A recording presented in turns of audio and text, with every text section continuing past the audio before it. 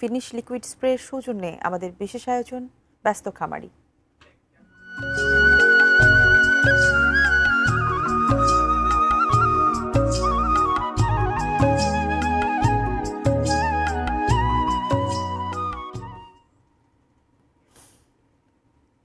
একটি মাত্র ছাগল দিয়ে যাত্রা শুরু, আর এখন তার খামারে রয়েছে শতাধিক ছাগল। বলা হচ্ছে মেহেরপুরের সফল খামারি হাসানের কথা।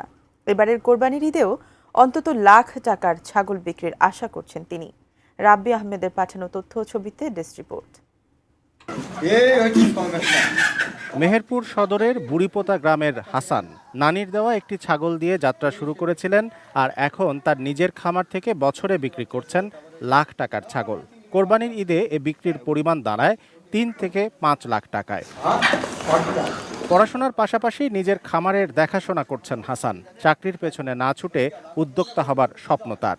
হাসান ও তার বাবা মিলে প্রতিদিন খামারের জন্য জমি থেকে ঘাস সংগ্রহ করেন, তাদের সহায়তা করেন মা। ৮-১০টা ছাগল বেচলাম আমি, এই ধরেন আবাদ করছি।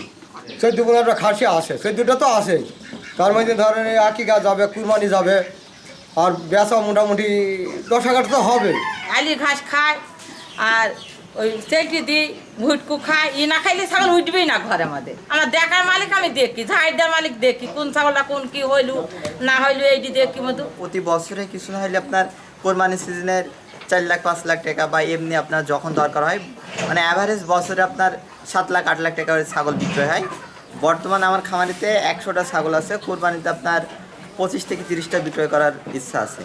জেলা প্রাণী সম্পদ অফিস থেকেও হাসানকে দেয়া হচ্ছে সার্বিক সহযোগিতা।